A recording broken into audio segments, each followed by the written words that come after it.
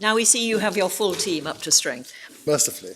That's it, Mr. Tan can follow on anything he feels like following on. My ladies, my lords, just a couple of points before I come to damages.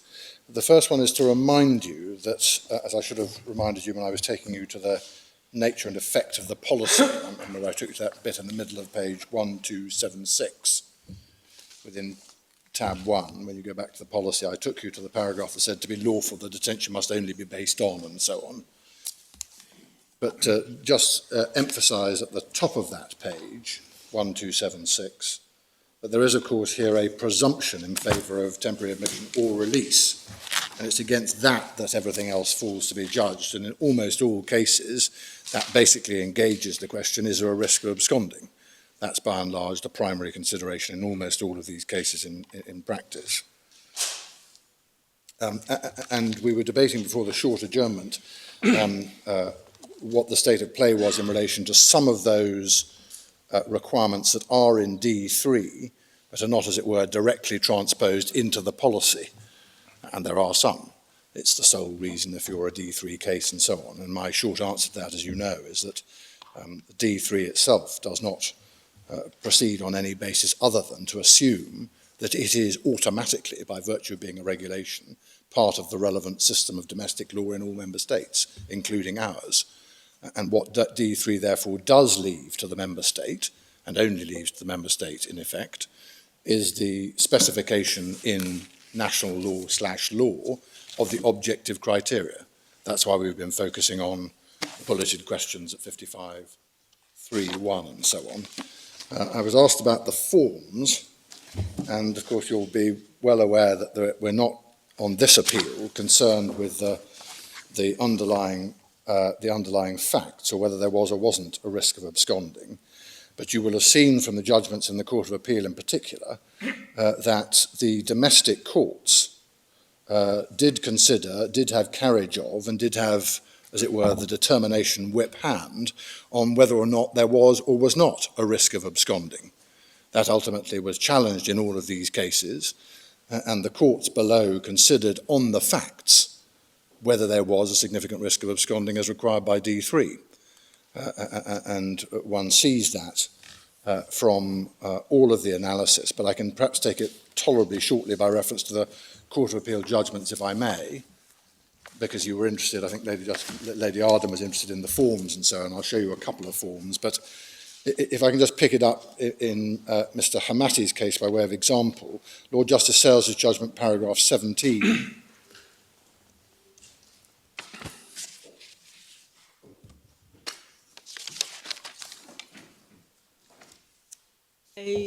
Page, sorry, 258. 258. It's in the Court of Appeal judgment. That should be Lord Justice Sales, paragraph 17.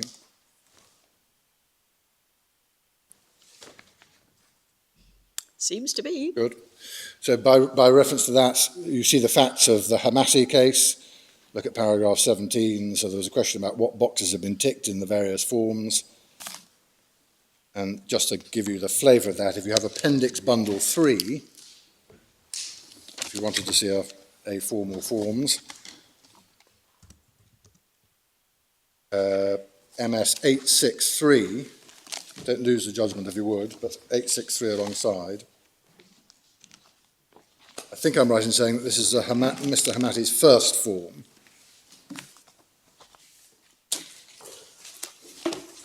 So as Lord Justice Sells points out at paragraph 17, some of the boxes are ticks and some of them aren't, but they are. The form is designed in the way you see. Look at paragraph 2. Detention is only used where there's no reasonable alternative available. And then the various boxes going to, some asking the direct abscond risk question, some of them evidently going to abscond risk, but evidently everyone understood that what people were considering was a risk of absconding. It's also... Yeah, I mean, the box ticked doesn't seem frightfully apt to a proposed Dublin transfer, does it, Mr. Reedy? Well, I was about to make the point that one needs to be a little bit careful with these forms, because if this is on first notice as a form, then it may well be that you are in, at this stage, you don't know whether you're a D3, Oh, I see. you don't know whether you're a D3 case or you're not. Oh, I see. So this is a paragraph 100 of Lord Justice Sales's judgment. Do you remember at the beginning I said, look at 100 to 103 for the various I see. types of detention and so on. And so if you go on in this same bundle, you get to what I'm told is called a 14-day review, or a 14-day summary and reasons for initial detention, by which stage it may well be that D3 is in the frame because they've done their computer searches to see if someone else wants them or whatever.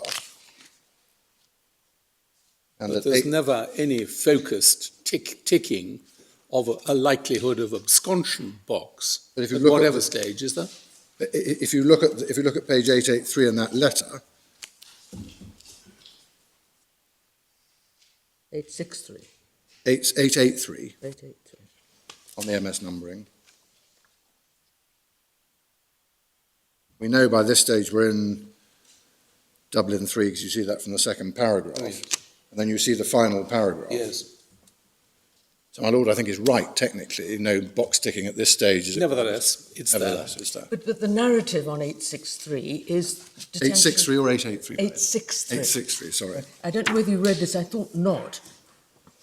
Detention is only used when there's no reasonable alternative available. Yes, So that's the the officer must read that. yes.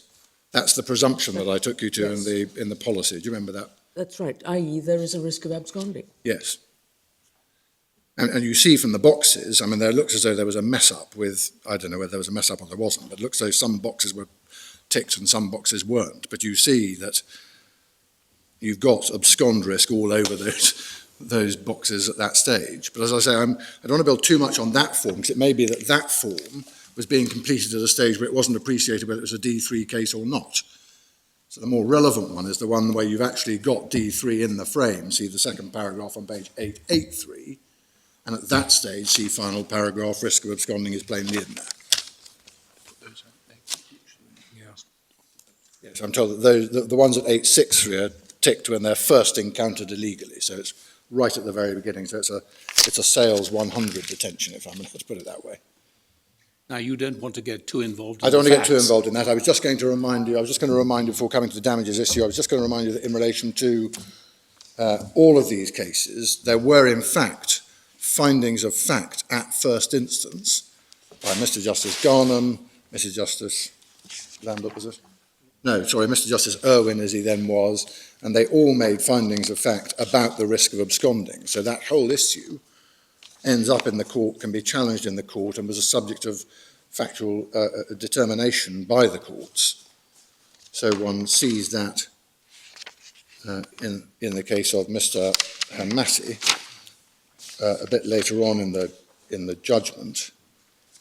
And in this 14-day letter, I mean, one sees the reasons for opposing bail set out on 634, 635, and conclusion that in light of the above, it's considered there are substantial grounds for believing that the applicant, if released on bail, would fail to surrender to custody. And so perhaps in the light of all of that evidence, although there was some worrying about whether the right boxes had been ticked at the right point, I don't know whether they appreciated the structure of the forms, I'm sure they did, but the first instance findings looked at all of that material, took it all into account, and they all reached findings of fact that there were significant risks of absconding. So if you take, for example, paragraph 49 back to Lord Justice Sales, his judgment, where he summarises the judgments below, page 264 in the electronic. Look at paragraph 49, third line. Mr. Justice Garnham reviewed the evidence and found that the Secretary of State detained them both on the basis of a concern, otherwise they might abscond and evade immigration control. And you get similar findings made pretty much in relation to all of them, but forward into 52, for example, in relation to Mr. Abdul Qadir or Mr. Mohammed. But you see a similar finding in paragraph 52, 6th or 7th line, the line beginning Article 28 on page 265.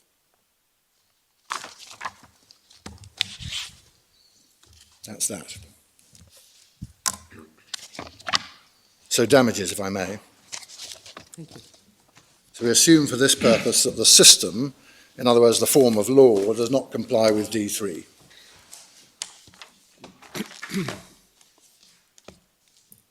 and also that this is the problem. In other words, leaving EU law aside, there wouldn't be a problem. So that's the premise. Those are the premises on which we're proceeding. And the questions which then arise, leaving Hardiel Singh on one side for the moment, are one, would there be an entitlement to damages under EU law because of that breach? And I take that first because the answer to that question I submit impacts on the answer to the second question. Second question is, if not, in other words, if there wouldn't be damages under EU law, would there be damages under the domestic law of tort for false imprisonment? And if entitlement on either basis, should the entitlement be more than nominal? So turning first to EU law damages, and the basic principles are well known. The basic and core principle is that there are two ways and two ways only in which the claimant in domestic proceedings is entitled to damages under EU law. The first of them is if EU law itself provides for compensation in the event of breach. Not so here.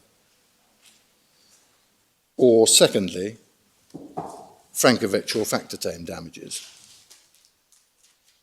You have Frankovich, if you want it, in Bundle 1, Tab 3, page 1344, and you have Factortame in Bundle 1, Tab 4, the next tab, page 1395, but the principles are not,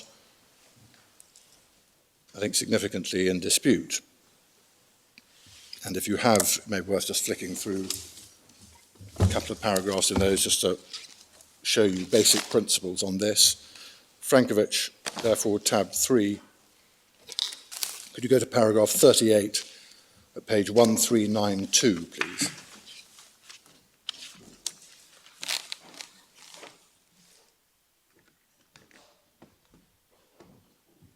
And that's for the basic first principle under this line of authority, which is that damages depend on the nature of the breach of EU law giving rise to the loss. What's the character of the breach of EU law? The second principle one takes from Factortame in the next door tab at para 43 on page 1489.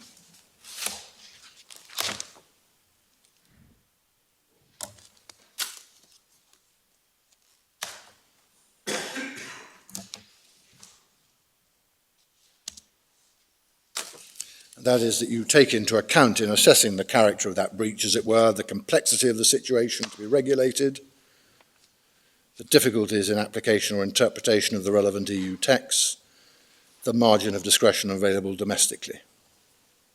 And then you have the well-known factors set out, if you go over the page to page 1490, set out in paragraph 51 of Factortame, including sufficiently serious. The breach must be sufficiently serious, para 51. And the decisive test for that, in other words, whether or not it is sufficiently serious,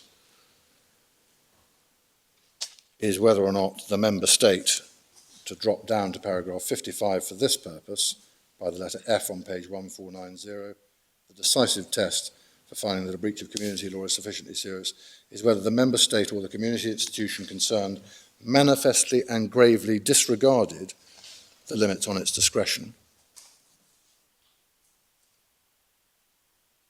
And that itself is tested by reference to the various factors that they then set out at 56 and 57.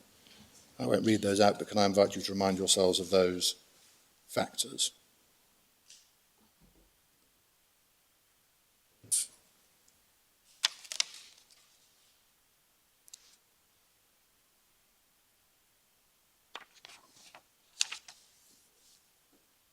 Those are pretty well established EU damages principles. Manifest disregard, sufficiently serious, there are the factors.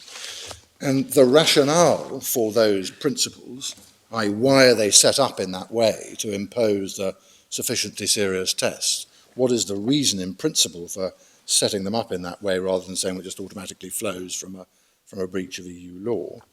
The answer to that, we respectfully submit, is provided if you go back to the Court of Appeal judgment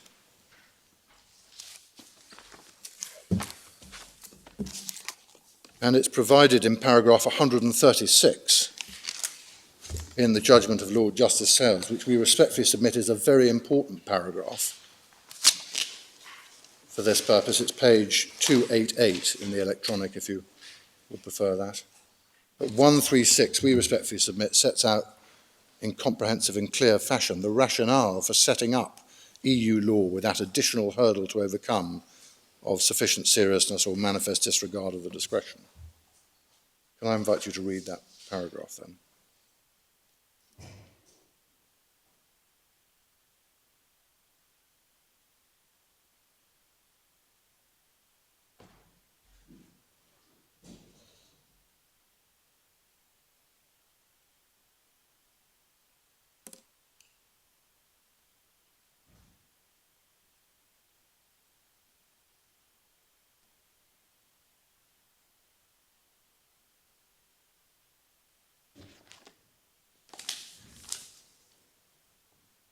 Might be thought that the real key to it is in that second half, or even the last third, just between B and C. Putting it another way, the fair balance between the general public interest represented by the state and the interests of individuals as regards the proper implementation of EU law takes account of the reality, in many cases, of a degree of lack of clarity in EU legislation, so that an individual will only be entitled to damages where the relevant rule of EU law is in fact clear.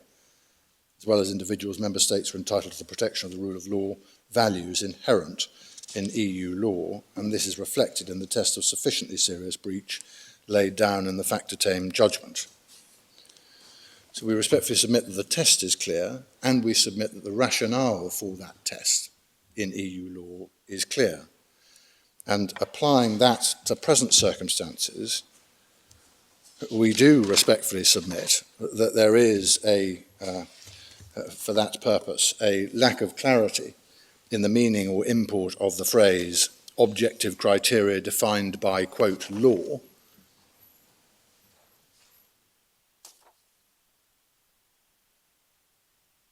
which is the key phrase that we considered this morning.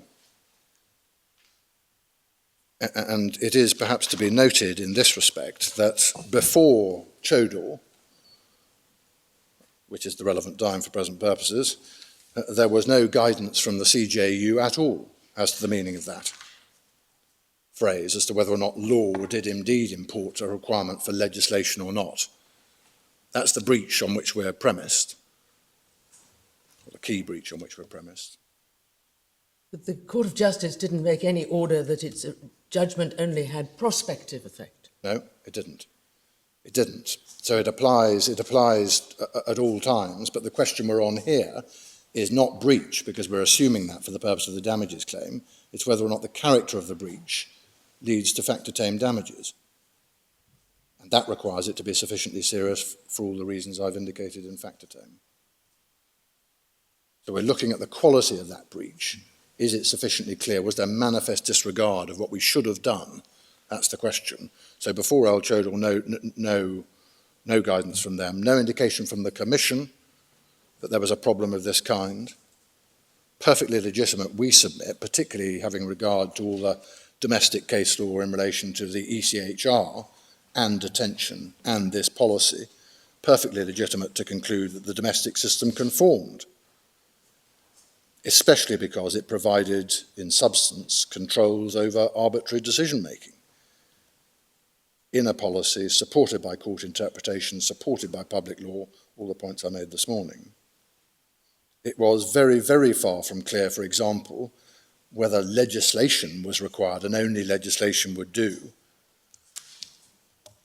even if, and I make that submission, even if you do start getting interested in whether or not law, taken as a concept in isolation, brings with it the connotation of loi as compared to droit. As you know, I submitted this morning, that's just not a very interesting issue, because read with the recast reception directive, the actual reference is to national law, rather than law as some form of conception of legality, bringing with it legislation versus case law and policy and everything else.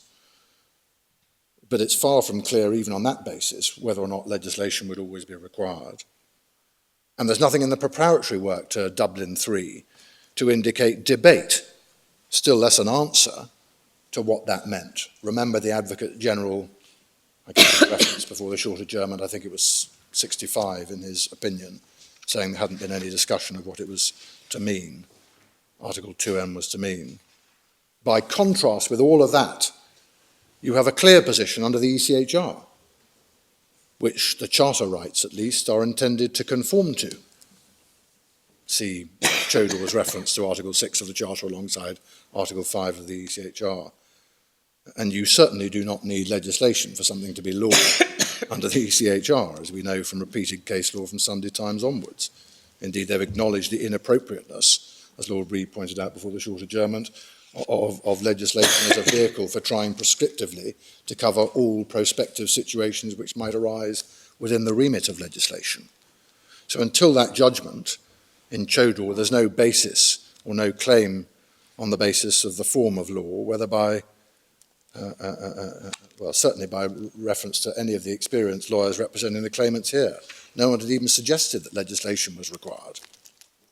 And it might be thought, with the greatest respect to the CJU, that even after Chodor, there is at least still a question as to a range of issues that arise in this respect. See the submissions this morning. The next point, perhaps to bear in mind, is that if there was a breach, and if breach there is, essentially that breach was a formal breach rather than a substantive breach. The criteria were well known. They've been set out in Chapter 55 from time immemorial. And when the 2017 regs are passed protectively in the face of the judgment from Chodor, they effectively replicate those criteria. And all of that lack of clarity is in a field in which it is, and this is important when you apply the factor-tame criteria, in a field in which it is for the member state to set the objective criteria and to design the legal framework. That's the basic structure of the regulation. Some things it prescribes, some things it leaves for the member state to do. And one of those things is the specification of the objective criteria. So we are in territory where it is for the member state to decide on appropriate legal frameworks, subject of course to it conforming to conceptions of law of the kind identified in the CJU's judgment. James, you're going to be teased about the explanatory note to the 2017 regulations. They came out on the day that Al Chodor came out. They did. So does it follow that because the Advocate General had produced his opinion 4 or 5 months earlier, the government had the Advocate General's opinion, which was legislation, please, but didn't have the judgment of the court? I think chronologically that must be right, because you get the Advocate General's appearance sometime in advance. And I imagine what happened, I don't know, and I don't know if there's any evidence about this, but I imagine what happened is that they get the Advocate General's opinion and there is panic in the House. Well, that was what I was wondering. Yeah, well, I think that's the only conception, because they couldn't possibly have drafted in the matter of minutes or hours. No. Or if they did Very well. They did a good job of it. But I suspect they got the Advocate General's opinion first and they thought, crikey, we better have something protective if not.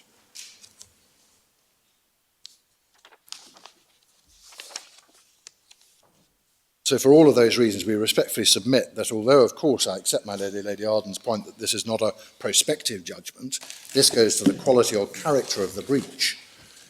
And there is no question of a breach which is any of, to use some of the adjectives in the judgment of the CJU and factor-tame, intentional, inexcusable, persistence in the face of a judgment of the CJU, manifest and grave disregard of the limits of discretion. And we respectfully therefore submit that Lord Justice Sales at paragraph 145 of the Court of Appeal's judgment was right.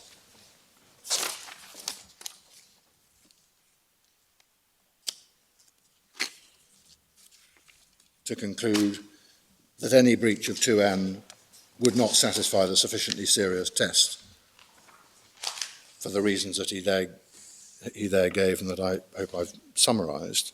And we note in that respect that the majority in the Court of Appeal do not appear to have dissented from that proposition. They simply said that factor-tame was irrelevant. 193. So the essential starting point, and a point in its own right, is that there is, we submit plainly, no right to EU law damages, applying the principles set out by the CJU which govern that question. So I turn then to domestic law as the second of the heads and the second of the questions.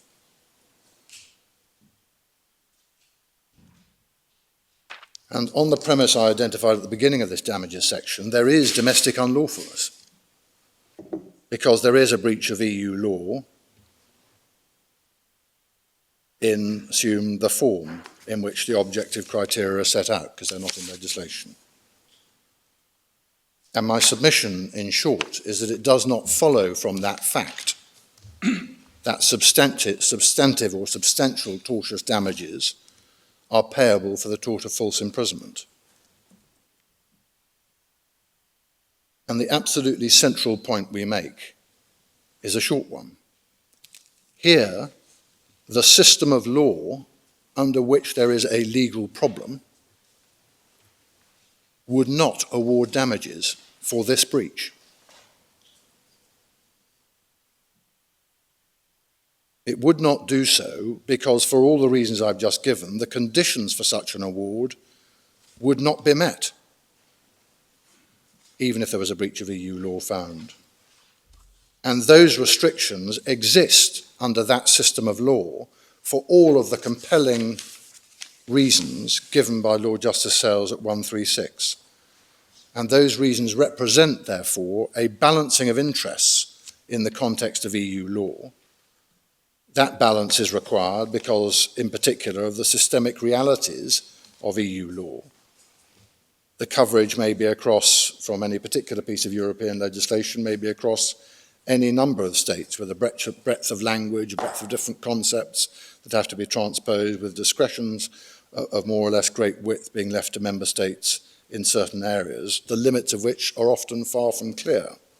And the common law has not addressed this issue. And we do respectfully submit that there is real force in the characterization of this issue by Lord Justice Sales at paragraph 138 of his judgment as being, in effect, a choice of law question for the common law to consider.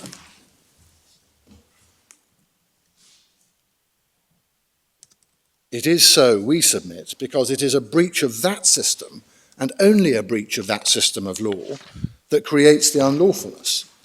So it's very unsatisfactory, we submit, in principle, to take that breach and then not to take the damages corollary, especially having regard to the principal basis for that corollary. And there is sufficient flexibility in the common law, we submit, to take into account in answering the question whether there should be substantive damages those principal constraints reflecting those matters. If not, we submit, the consequence is both unfortunate and unprincipled.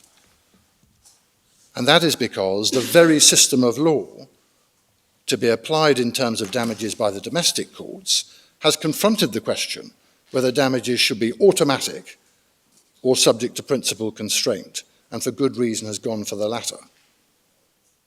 And in a case involving a breach of that system and thus engaging the very same question, the effect will be to bypass the need, under what is in effect the lex specialis, to consider the principled restrictions on the availability of damages under that system of law. So the question against that backdrop is, we submit, whether in truth the answer to this is not that one, we submit it is, but is to say, well, there's no justification because Article 28 disables one, and the tort is complete, and therefore damages are payable. And my submission is that Lumba, which is the principal authority on which that is based, does not compel that outcome. And there are a number of reasons for that, two in particular. First, Lumba involved a different set of questions about whether substantial damages should be awarded in circumstances where there had been a breach of public law.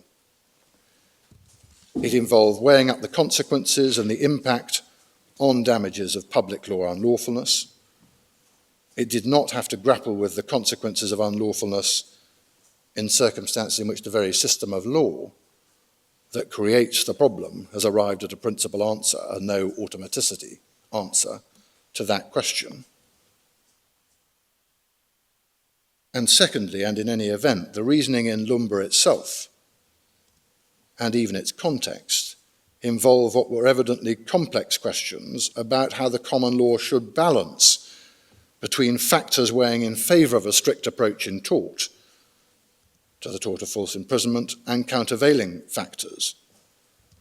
And that those questions were complex, and that it wasn't even in that context just an automatic rollout to automatic substantial damages, is evident from the analyses, and I use the plural deliberately, the different analyses of the members of the court in that case, of which some members of the court may need no reminding. We've tried, I hope faithfully, to summarise them. You'll know better than I whether we did or we didn't, in our case between 623 and 625. And the ultimate conclusion that the court reached, or the majority of the court appear to have reached, that the public law error had to be material.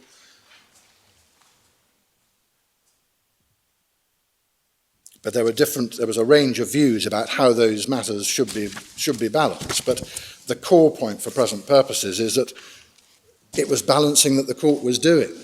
The court was not proceeding on the basis that it was just an automatic axiom that the moment you have a breach, you go to damages. They were actually grappling with what should be the test. Should the balance of public interest factors lead automatically on a breach of public law to the award of substantial damages? And that's all I really need for present purposes. The court was engaging, therefore, in that question of public interest balance. And it is that which creates the chime back to para 136 in Lord Justice Sales's judgment, because that's exactly what he's doing there. He's precisely considering how the various countervailing factors should be weighed, and he's doing so in the context in which EU law, the breach of which is the foundation for all of this, has confronted the very issue. So why should the common law award damages? No doubt it can. We know from the ECHR purposes that the court can go further. In principle, it's possible to say, well, the domestic law in tort can give greater damages for negligence, and you get under Article 2 and Article 3 breaches and all of that. It's perfectly possible in principle to do that. But that doesn't answer this question, because the question here has already been addressed, both by the European Court in its factor-tame principles and by Lord Justice Sales in identifying the basis for that. So that balancing is critical, we respectfully submit. So our fundamental argument for no automaticity, no direct transposition, is that that question involves a balancing of public interests, if you will, public and private interests. That balance has been struck for good, coherent, compelling policy reason by the lex specialis. And there's no reason for the common law not to take that into account, not to give full effect to it. Perfectly acceptable if you breach EU law to get factor-tame damages, recognising the features of European law that exist, but only if, for that reason, only if it's a sufficiently serious breach. So that's our primary argument. You can strike the balance under the common law, and there it is. There are alternative analyses, and I can take them tolerably shortly. The alternative analyses are, in particular, to look to see, to examine the issue through the prism of Section 2 of the European Communities Act 1972. I won't do justice to it unless I take you to the judgment of Lord Justice Sales, but these are alternative analyses to the same route. And the first one sees from paragraph 139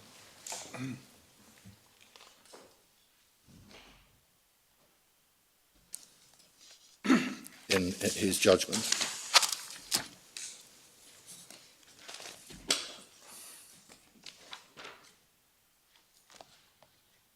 And if I've understood that analysis correctly, the thinking is paragraph 16.2, which is the basic legislative power to detain, is taken to be qualified by directly enforceable rights provided for under EU law.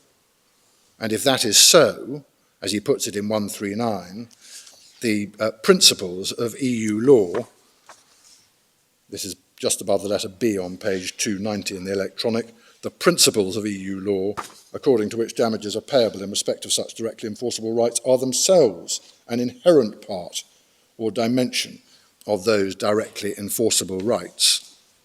And that leads to the thought, if you jump ahead to para 142, that leads to the thought that modification of domestic law is required and only required to give effect to EU rights to the extent that EU law requires them to be respected. And it doesn't require, on that premise, an award of damages in cases in which the principles in factotem are not satisfied. See 142. So that's the first alternative, analysis to the no damages route and take into account factotem and so on. And the second alternative is the one set out in 141 of Lord Justice Sales's judgment. And again, if I can summarise, I'm sure oversimplistically, the reasoning there is this. In cases to which it applies, Article 28 of the regulation excludes any application of the domestic legal power to detain, because it provides a regulation which is directly enforceable. So it's completely governed by EU law, an Article 28 detention. And if that is so, then the only entitlement to damages arises under that system. That's the reasoning at 141.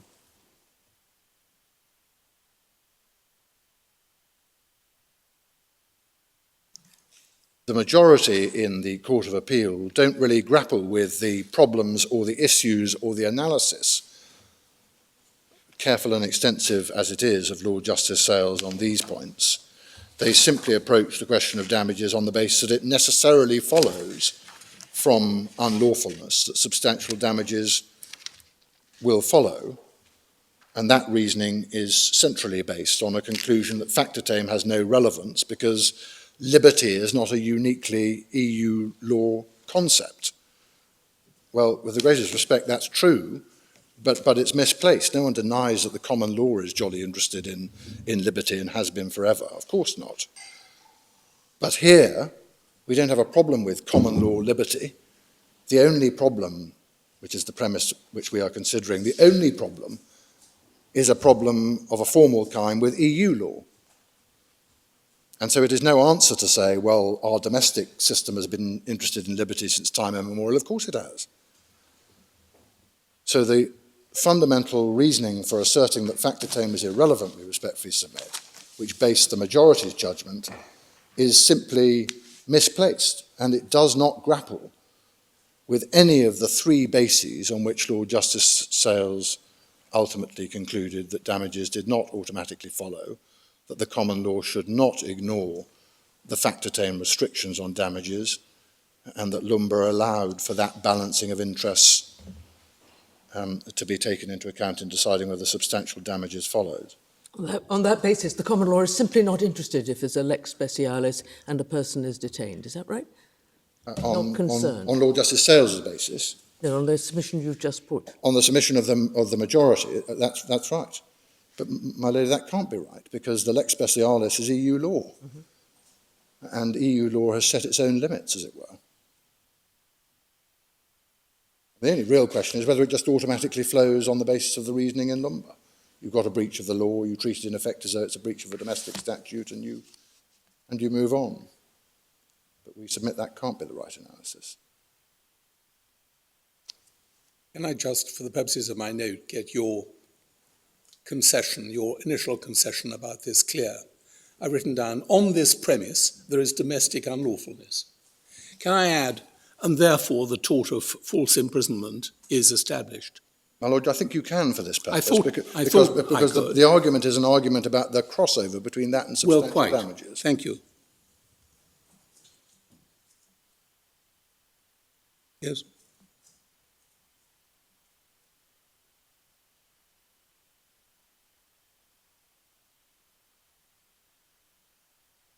And it's because you draw an analogy between lex specialis and lex generalis and treat EU law as a lex specialis here that you say the court should disregard the commission of the tort. Well, I don't say they should disregard the commission of the tort. I say that the commission of the tort doesn't automatically lead to substantial damages. And I do say that the question that the common law is capable of taking into account the fact that the self-same breach and the only breach that you have here would not lead to an award of damages because there are principal constraints on that. I suppose, for example, if one goes back and thinks about the premise on which, or the foundation in principle for the requirements in Factor 10 that Lord Justice Sells analysed at 136, suppose for the sake of argument there was some incredibly unclear provision in a directive and there had been a failure to transpose correctly. It was no one's fault, it's just they'd made a mess of it. And it wasn't an obvious mistake and it was a perfectly coherent view, but the CJU 10 years later says, no, it didn't mean that, it means something else. And we know that sometimes the CJU do produce slightly unexpected results. This is one of those cases, let's assume. And then you say, well, under the EU law system, of course, that's a breach, and so there is liability if one wants to characterise it. You're not ignoring that, nor are you necessarily ignoring the fact that there is a breach of domestic law that flows from that. There is liability under that. The question is where that leads, and that was the essential question that was being addressed in its particular context in Lumba. How do we move from a position of unlawfulness to a question of damages? Is there anything to be thought about, or is it just automatic? And we respectfully submit that Lumba is authority for the proposition that, yes, indeed, there is something to be thought about, and that something involves balancing of public interests and rights. It does not involve ignoring unlawfulness or asserting that you can just forget about an unlawfulness. You're obliged to react in appropriate ways as government to that unlawfulness by making the necessary corrections. And the question that the courts consider is, should that unlawfulness sound in substantial damages? Because if so, you don't have to bother with any of the EU law principles that constrain for precisely the reasons that I've given, based on uncertainty of law and all of that, that constrain the availability of damages, doesn't it constrain the availability of breach? So the position of the person who is detained because in circumstances where that's unlawful under domestic law, as in Brock Hill Prison, as opposed to somebody who is detained because of a failure to transpose EU law correctly, is in a different position. It is. They are, and they are for good principled reason. And that principled reason coming back to the character of the breach. Our own domestic law and our own common law system is set up so that it is virtually automatic.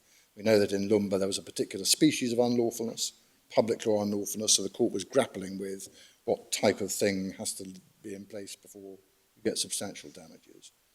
But there is a distinction, but it's a principled one, we submit. And it's a principled one because of the Luxembourg system, if you will. That's why Lord Justice Sells no doubt characterises as a choice of law question. The Luxembourg system has addressed precisely this question and has given a principled answer. One can perfectly well understand the reasons for the principled answer in the Factor 10 criteria in a situation where EU law has itself created a right which somebody would not otherwise have. A brand new right to be allowed to fish in somebody else's waters, or to take an obvious example. We are here dealing with a right which has been recognised by the common law for centuries, a right not to be locked up without proper lawful authority, which it might be thought was in a slightly different category from rights which are themselves the creation of EU law. This is a right which is the creation of the common law, a right not to be locked up without proper lawful authority. You can devise a bridge between those two, so I'm going to guess what your answer is going to be. But you might accept that there could be a distinction between those two situations. I do, and that's, I mean, I'm not seeking to denigrate the reasoning of the majority. there are obviously serious and difficult questions here. But my submission remains that if you, the fact that the common law has forever held dear liberty, and that unlawful detention is unlawful and is an extremely serious thing, doesn't quite create the bridge on its own, I think is the way I would put it. Because you still have to ask the question, what is the nature of the thing that has created the unlawfulness? Does it automatically flow just because it's liberty? Or do you say, well, this is an area in which, although it involves liberty, the failing and the only failing is not to have appreciated that, say, an uncertain EU law had a particular meaning now clarified by the CJU. Does that make a difference? My respectful submission is that it does, and it does because of the reasons, well, it does because of the principal foundation that Lord Justice Sells correctly identified for the fact-attained principles. That's how I put it. So I don't seek to downplay the importance of liberty, of course not.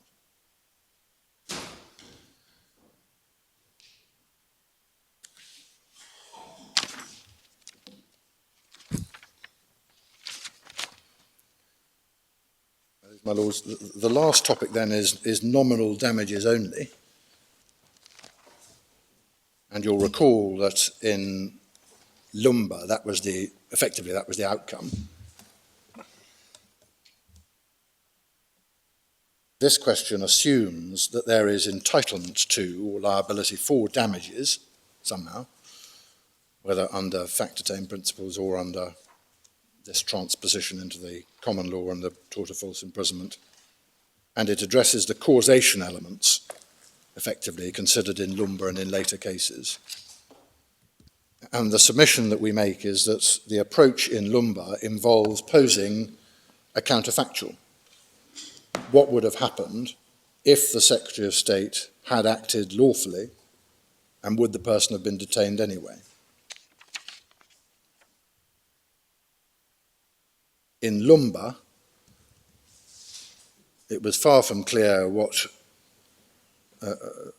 would have happened if they had not acted unlawfully. There were many possible answers as a pure counterfactual question, but there was a lawful policy to hand, as you recall in Lumba, and the question was asked, therefore, on the basis that they would have used it. The question was put slightly differently in Kambadzi.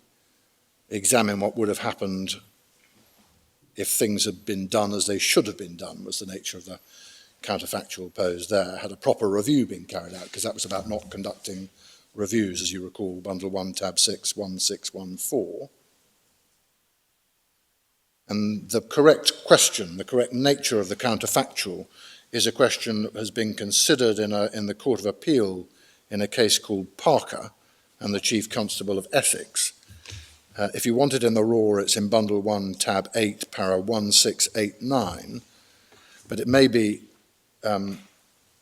quicker and easier to take it from our case. If you have our case to hand, please, and you go to paragraph 655,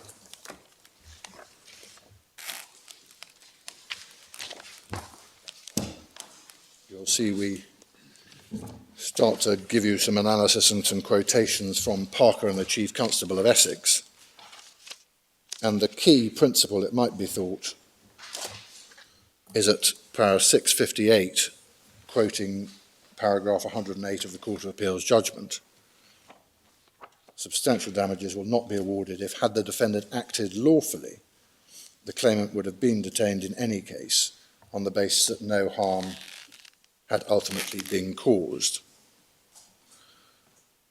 And all of that analysis, and that being the correct counterfactual and all of that, that is all based in the legal policy considered in the Lumba case, which is that damages are designed to compensate for loss flowing from the wrongdoing. And if precisely the same outcome, detention, would have flowed if the defendant had acted lawfully, then the compensatory principle is not engaged, very clearly expressed in my Lady Hale's judgment in Lumba at paragraph 212.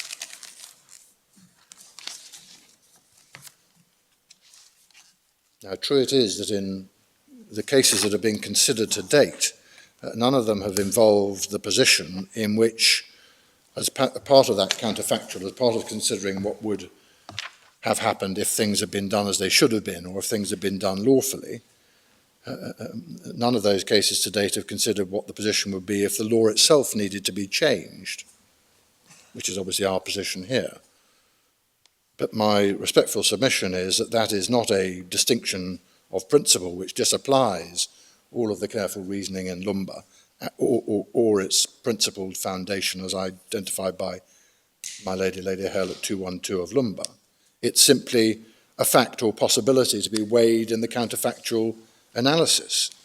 And it may be more or less difficult on the facts to decide if the law would have been changed, and if so, there may be various different forms in which it could have been changed, and that they may or may not have an impact on the outcome.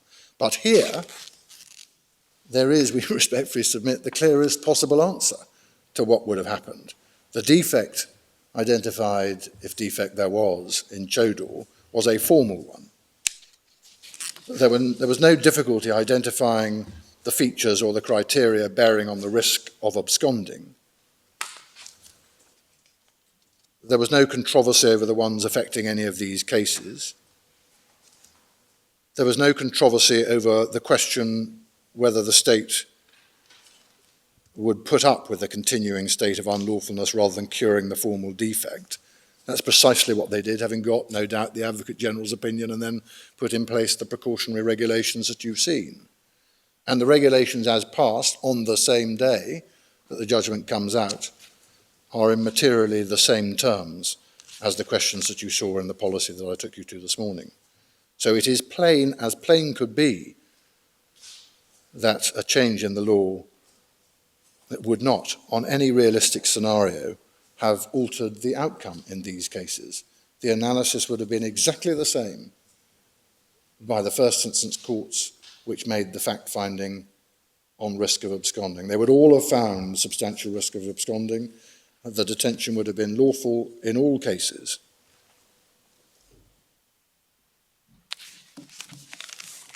And we respect... I'm assuming there was no express provision in the regulations that they should apply retrospectively. So doesn't surprise me one little bit. We know the difficulties with retrospective legislation. I said, well, some very yes. wise person said. And there are difficulties you face. There are. So no, it's the short answer to that. But my respectful submission is that the counterfactual and the reason for it inure.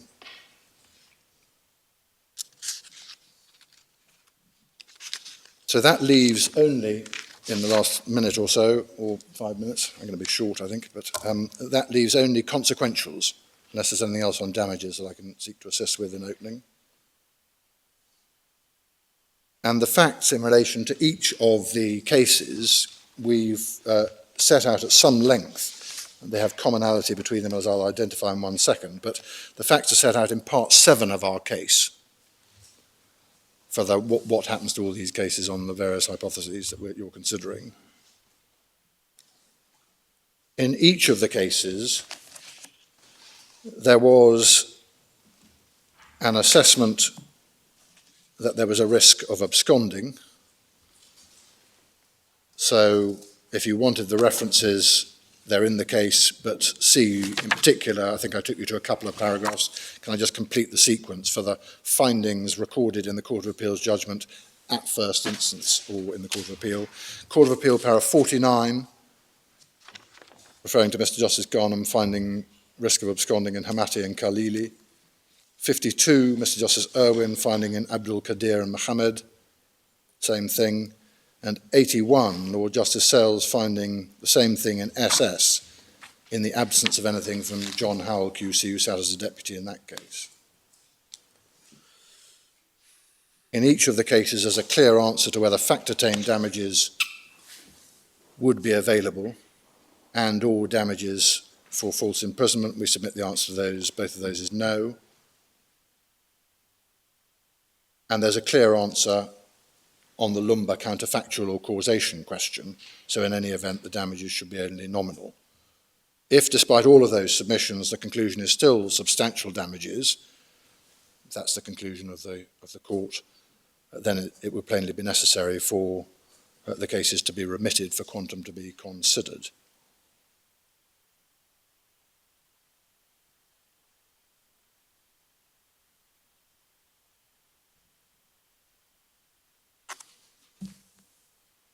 The only two cases in which Hardil Singh has raised its head in the Court of Appeal are Hemmati and Khalili. And our submission on that is that there's no point in remitting those cases. The learned judge, Mr. Justice Garnham, was right for the reasons he gave, and Lord Justice Sales was right to conclude that the Court of Appeal had no basis to interfere with that set of findings. It's a little bit difficult, that submission of yours, because those two appellants got permission to appeal on the Hardil Singh points. And were you to win on these points, they would say that that permission has never fructified into a proper Court of Appeal disposal. Then I may have misunderstood things. I thought the Court of Appeal at 150 to 157 had dealt with that.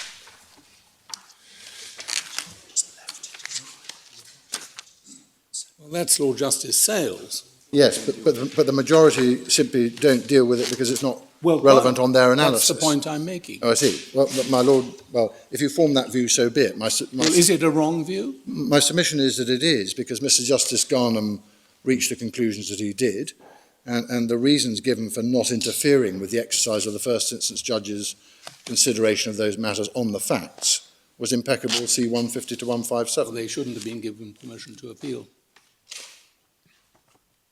Well, my lord, I'm not going to bang at the door. My submission is you've had it disposed of by Mr. Justice Garnham. It was before the Court of Appeal. Okay. There was substantive argument. The only person to deal with it substantively was Lord Justice Sales. The other two didn't, but there's no reason not to go with Lord Justice Sales.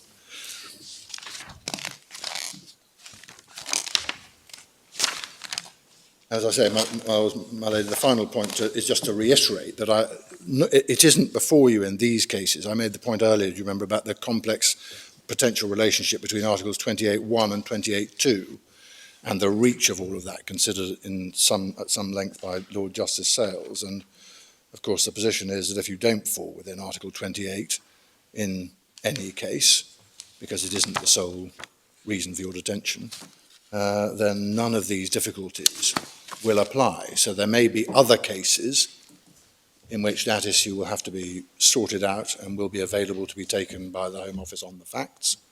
It may raise the issue of interpretation that only Lord Justice Sale dealt with, and you may be in trouble with it again. But at the moment, no one's addressing you on that, and that is because, no doubt for good purposes, to try to isolate the issues on which we have addressed you, there were concessions made on behalf of the government in the Court of Appeal in relation to these cases and these cases only on that question. And I do not seek to retreat from that in these cases. Those are my submissions. Thank you very much indeed, Sir James. Mr. Town, do you wish to follow? Lady, may I just take this opportunity to say how grateful I am to the Court for your consideration in allowing me to be absent this morning. Substantively, I have nothing to add to what my learned friend Sir James has said. Well, you don't know exactly what he said this morning, do you? I've been told. So you never know. No. Through the wonders of the internet, even on a plane, Yeah. Mr. Tam will have been tuning in, not only to find out who was in the case, representing the different parties, but to hear Sir James.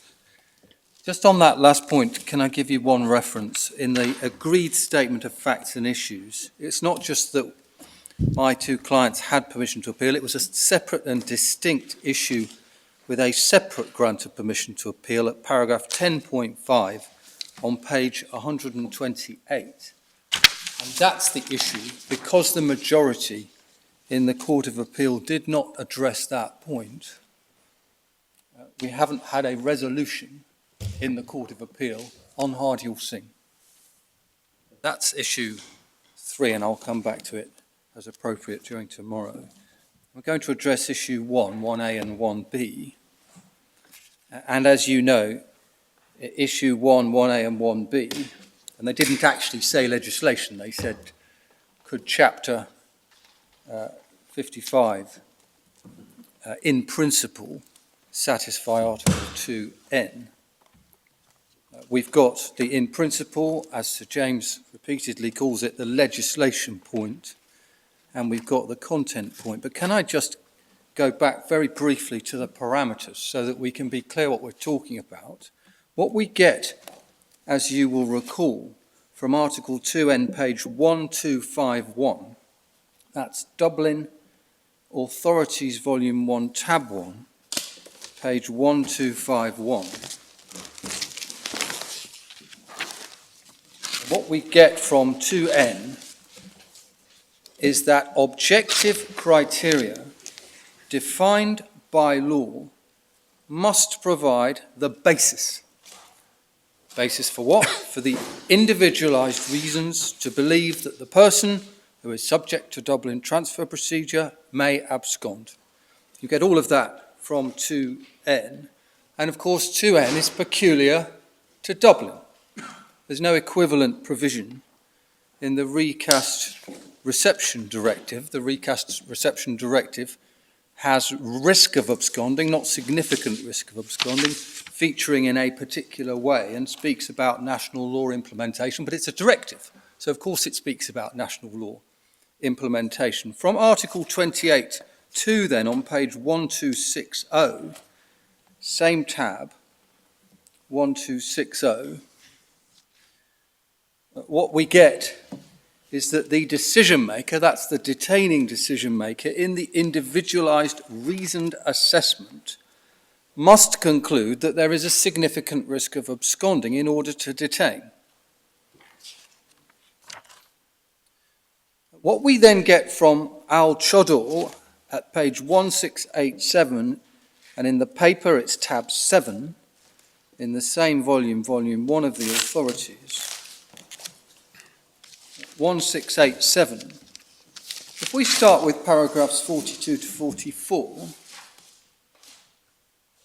we see from the first part of 42 that the individualised discretion in relation to the existence of risk of absconding, I'm there in the 4th and 5th line, in relation to the existence of a risk of absconding, that individual discretion should be exercised within a framework, and Sir James emphasises framework, and I emphasise within a framework of certain predetermined limits. So that's the first thing we get. The second thing we get from the rest of that paragraph is that the criteria, the 2N criteria as to the existence of risk of absconding, must be defined clearly by an act binding and foreseeable in its application.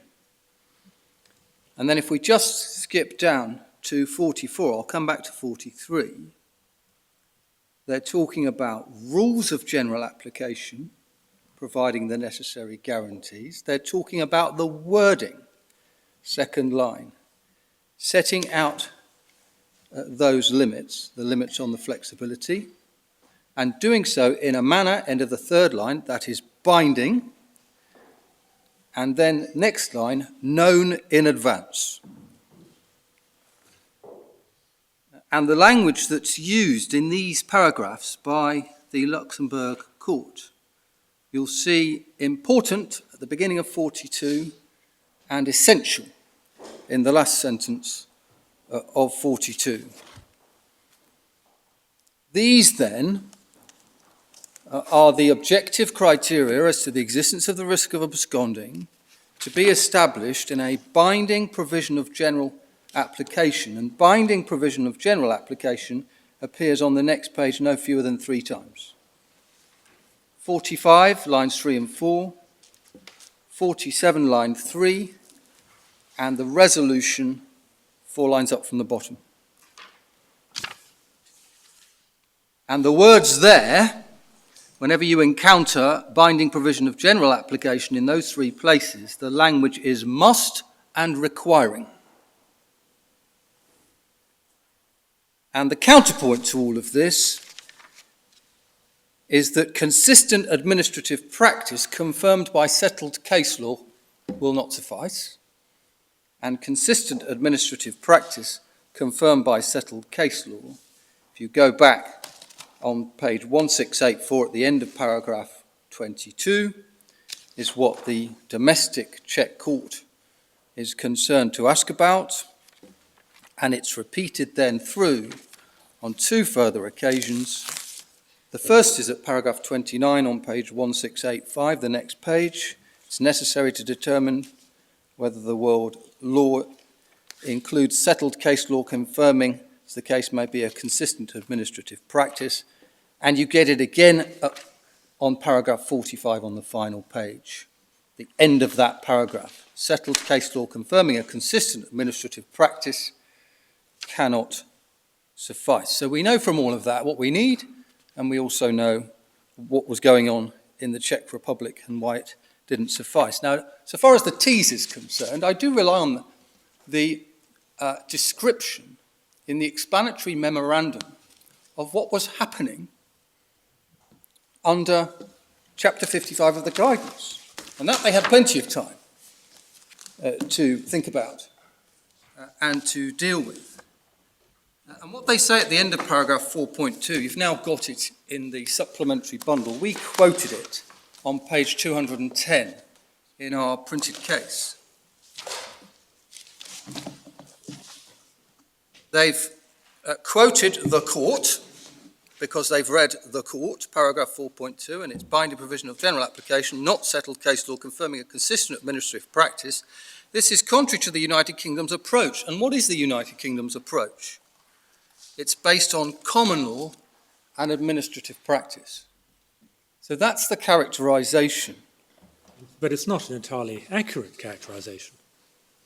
Well, that's why in the end it's a tease. But it's a fair description in my submission of what they have prepared to characterize, having read the judgment, yes, but to their own obviously you would approach. accept that a statement of policy, of the kind we've been looking at, has normative consequences. It's not merely a factual account of an administrative practice. Well, some of the cases say the consequences it has through public law are through the doctrine of legitimate expectation, where the legitimate expectation would either be because you can identify it as a promise or you can identify it as a practice. Other of the authorities indicate that there's a broader public law principle, good administration. I'm not going to dispute it. I'm going to come to that and grapple with it on its substance, but I do take issue with the characterization by Sir James that Chodor was all about arrangements in the Czech Republic that involved no principled control, that were loose and fragmentary. That's what he said this morning.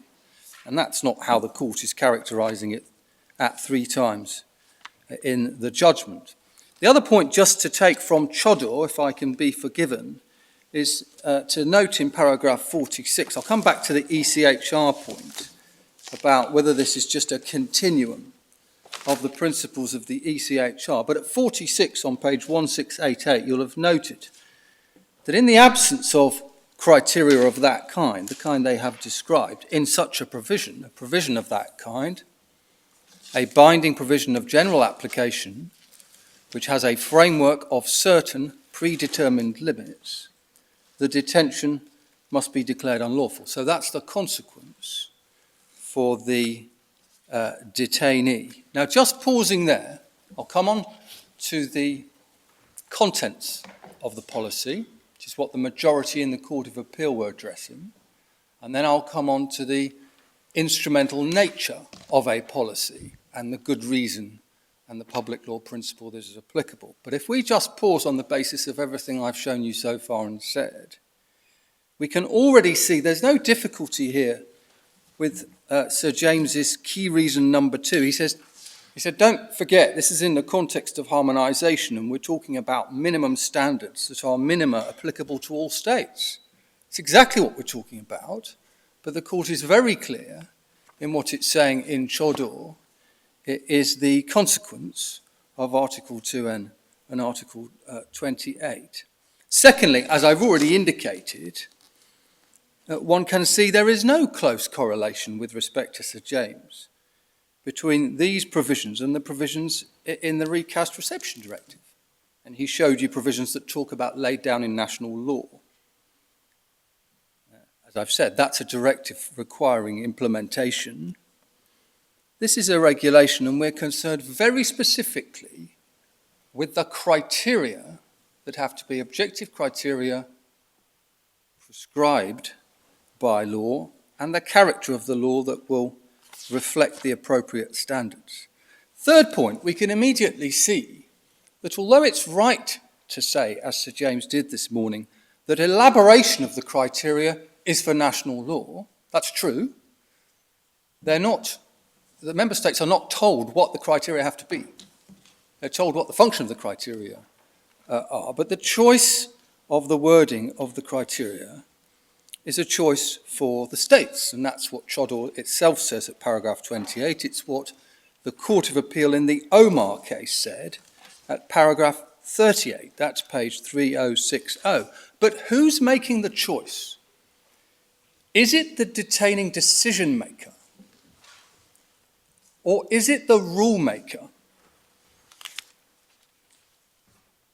who is deciding what the relevant criteria are to be, what their wording should be and what their design should be? And it's the rule maker. See paragraph 44. Well, I was going to ask you about paragraph 44 because it refers to the Advocate General's preference for, well, criteria established by a binding provision are best placed for the external direction of the discretion. Yes. That's the point you're making, isn't it? Well, I'm going to come to that. That's an important feature because they're agreeing with that. What they're saying is quite carefully worded, that by having the rule maker making the relevant choices by prescribing these criteria to meet all of these standards and to achieve these ends, you are securing a situation best placed for the external direction of the discretion. And that's what they say, and that's as far as they take it. But the important point for where I've got to at the moment is we're talking about the choice being made by the rule maker. It's the rules of general application that are going to secure the guarantees through the wording being binding and being known in advance. And I'll come back to that because there's quite a useful test in this case by looking at the feature risk of reoffending. Because risk of reoffending is the one that the courts have said, well, you might choose that as a relevant criterion to which regard could be had when addressing risk of absconding, or you might not. And it brings helpfully into focus who's making the choice. Is it the choice of the detaining decision maker, have regard to all relevant considerations, and in particular, you must have regard to these 7? Or does it need to be the choice by the rule maker who is setting the certain predetermined limits? And we say it has to be the rule maker. And that's why it was significant, and the Court of Appeal, Terence Etherton, and in the majority judgment, drew attention to that factor, because that factor is missing in the 2017 regulations. Why is that? Because when the rule maker has to identify what do I think are the relevant criteria for the purposes of risk of absconding, it is left out rather than included. And that, I submit, I'll come on to it, is going to be quite a helpful prism for some of these arguments. Again, just looking at where we've got to so far and what I've shown you, you can already see this is not the continuation of Strasbourg standards. Sir James emphasised paragraphs 38 and 39 describing Strasbourg standards on page 1687. And he then read you paragraph 40 on 1687. And he took those 3 paragraphs together, which would mean it follows from the foregoing is reflecting 38 and 39. In fact, the foregoing involves going back a bit, and you then need to also go forward a bit to see what the court is saying. If you go back a bit to the previous page, the foregoing includes paragraphs 33 to 35, which is talking about the higher level of protection for the individual than had existed previously. So 33 is improvements, 3 lines from the end, to the protection afforded to applicants. Then 34 is this high level of protection also provided for in 28 and 2N.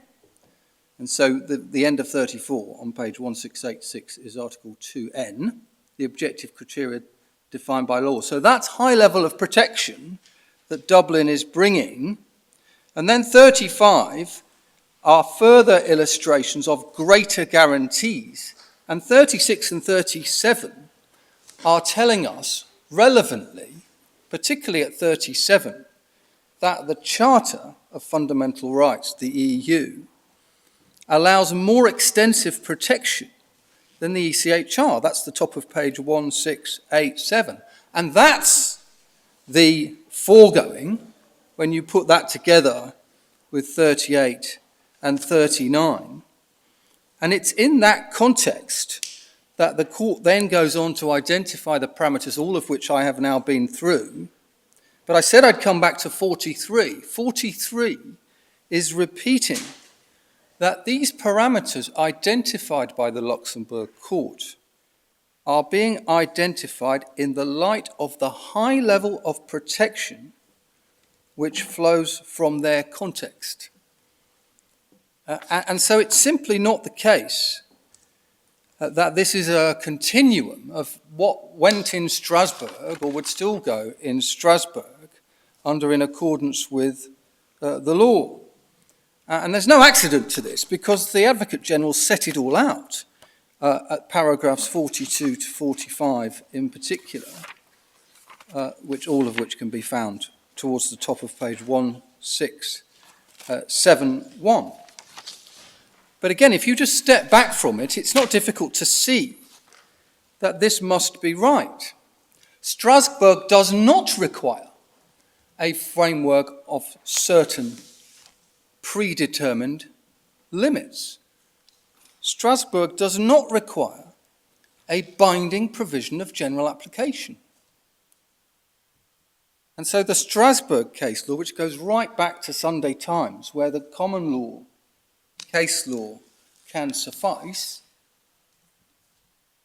is not reflected in this language and these sets of parameters. Indeed, just pausing there, there'd be no higher level of protection. You wouldn't even need any of these provisions.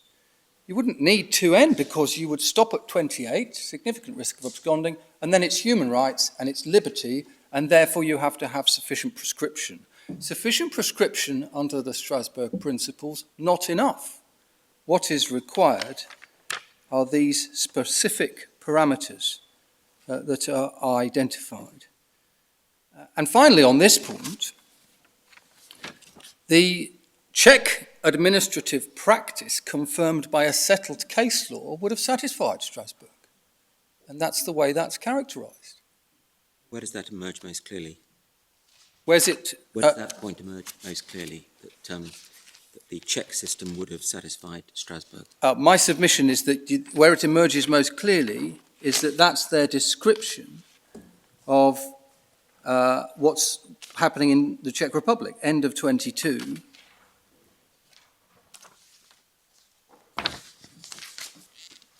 And then end of 45.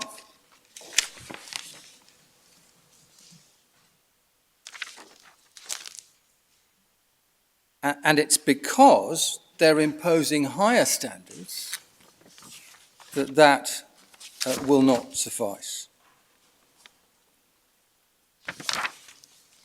And of course, I'll come back to this, but this is what takes Lord Justice Sales into the disapplication in the footnote territory of the policy adherence principles, save where there is good reason to depart from it. Just one reference in the Court of Appeal, if you'll forgive me. It's in paragraph 183 in the judgment of the majority.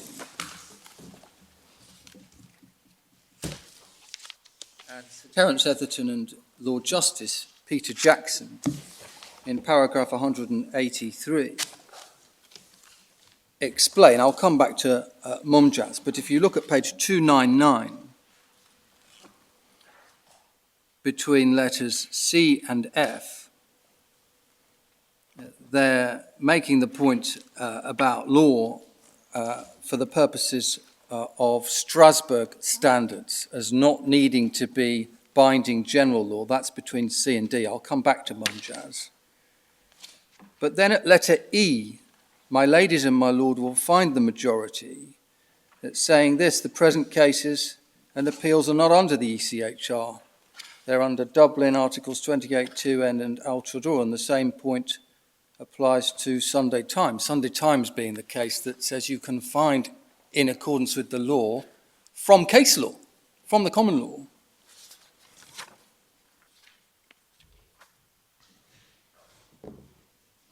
Content. And on this, you'll appreciate we respectfully submit that the majority of the Court of Appeal were correct for the reasons that they gave. But let me just rattle through it before I turn to instrumental status. As to content, and you've got the guidance, the policy guidance, at tab 2 of volume 1, starting at page 1274.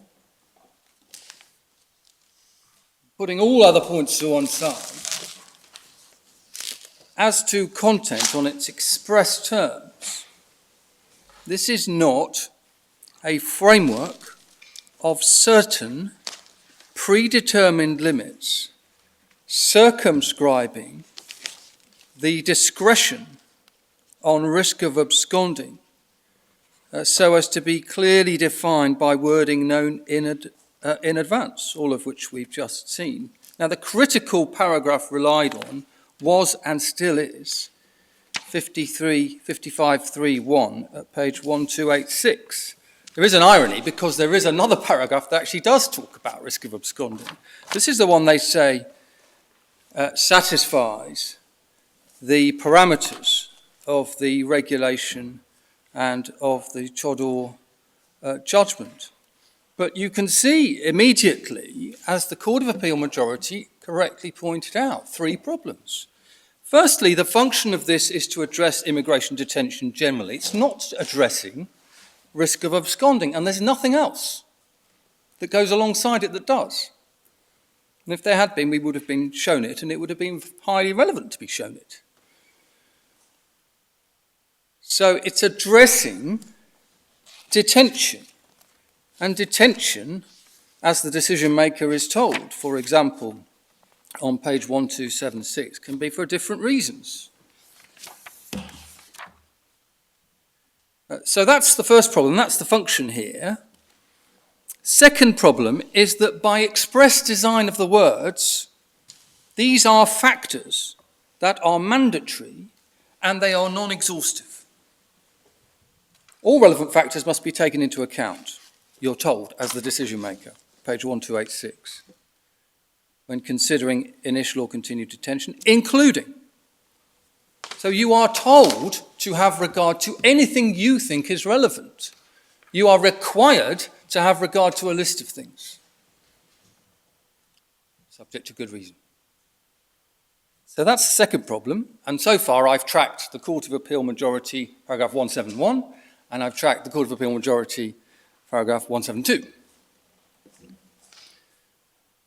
And the third problem, in line with the first and the second problem, is that it includes irrelevant factors when one is concerned with abscond risk, as is conceded, because the last three on 1287 are conceded as being irrelevant.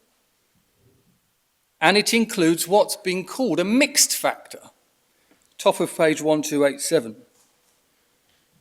Now, what does that mean? It doesn't mean it's a factor that's necessarily relevant to more than one thing. What it means is it's a factor that might, depending on the judgment of the relevant person, be considered to be a relevant factor. And that's why the Court of Appeal majority at the end of paragraph 172, drew attention to that feature in leading them to their conclusion at paragraph 174. And it takes me back to my question about who. Who is making the judgment? If the scheme of the law requires that a rulemaker ask the question, what criteria are going to set the certain predetermined limits for decisions about risk of absconding, then the rulemaker has to face up to that choice. Is that to be included, or is it not to be included? And just to show you the mixed nature of it, I know you've seen paragraph 126 in Lord Justice Sales's dissent, and that's to be found at page 286, when he's making this point at top of 286. The 8th bullet point, he says, relates to the risk of offending or harm to the public. In my opinion, top of 286, this is primarily directed to general public policy reasons apart from any risk of absconding, why it might be considered appropriate to exercise a power of immigration detention. Then there's a citation that I'll come to in just a moment, because he goes on to say it also has a bearing on the risk of absconding, as explained by Lord Dyson in Lumber at paragraph 109. So there's a choice to be made about this. And I just want to remind you of two things. Firstly, what's said in Lumber about it, and secondly, what's done in the 2017 regulations about it. What's said in Lumber about it, then, we can find in paragraph 109 in Lumber. That's tab 5 of volume 1 if you're in paper. And if you're not, or even if you are, it's at page 1538 in the numbering. And Lord Dyson is dealing with a submission that Mr. Hussain had been making about risk of reoffending and its interrelationship with abscond risk. And what Lord Dyson is saying is that you can take into account the risk of offending as a proper consideration, independently of abscond risk. But then 109, the risk of reoffending is a relevant factor even if the appellants are right in saying it's relevant only when there's also a risk of absconding. So the argument was, do you have to have abscond risk and then you can look at reoffending? And then he continues, bottom of the page, as Lord Roger pointed out in argument, if a person reoffends, there is a risk that he will abscond so as to evade arrest, or if he's arrested, he'll be prosecuted and receive a custodial sentence. Either way, his reoffending will impede his deportation. It's the first of those two that is indicating that you could link reoffending to risk of absconding. Now, we know from the Secretary of State's printed case, paragraph 5.39, page 160, that the relevant criteria are put into the 2017 regulations. So the Secretary of State exercises a judgment, and it's then put before Parliament, albeit that it's done in a rush, so Parliament looks at it after it's already in force. The relevant criteria are included in the regulations. And the short point that just illustrates the significance of this rulemaker choice is that risk of reoffending is not included. So even though in principle a detaining decision maker who's been told, take into account of matters you consider relevant, or has got a menu of features, some of which might be abscond, some of which might not, but the person who's written the policy isn't drawing any distinction in listing them, might read Lumber and say, well, I can have regard to that matter. Or for that matter, the Secretary of State in designing the regulations might read Lumber and decide to include it. But the point, and you've got the regulations, if you want to look back at them, in the bundles at volume 2, tab 13, electronic page 1954, when the relevant features are carried across from policy guidance through to criteria for the purposes of abscond risk, reoffending is out. And this, as I said, helps to tease out some of the arguments that you are considering in this case. Because now think ahead, I'm coming there because I'm going to move to the instrumental points. But now think ahead to Lord Justice Sales and the jettisoning, the footnote point, of the established principle that policy guidance has to be adhered within public law unless there is good reason. And can that satisfy these standards of 2N and al-Chador? And test it against the example we've just seen. Suppose you have a set of criteria, but it doesn't include risk of absconding. Is it consistent with that legal regime for the decision maker to say, well, I'm allowed to depart from them for good reason? If I think there's a good reason, I can detain someone on the basis of risk of absconding, even though I'm relying on something that's not there. And I'll do that because it's reoffending risk. And I think I can rely on it. That's exactly, in our submission, what Article 2N and al-Chador are saying you cannot do, because the criteria have to be not a framework of mandatory relevancies. They have to be a framework of certain predetermined limits to circumscribe in the wording known in advance in a binding provision of general application, the judgment that's going to be made by the decision maker on the question of risk of absconding. And that takes me then to the instrumental points. We know, because they say it 5 times, that the law in Article 2N, they being Luxembourg, is binding provision of general application. It's paragraphs 42, 44, 45, 47, and the final paragraph R1. Policy guidance, with the relevant public law principles applicable to policy guidance, unless and until this court invents a new principle applicable to policy guidance. I'm not saying that's beyond you. We included a paragraph in our printed case that said, bring it on, if you want to do that.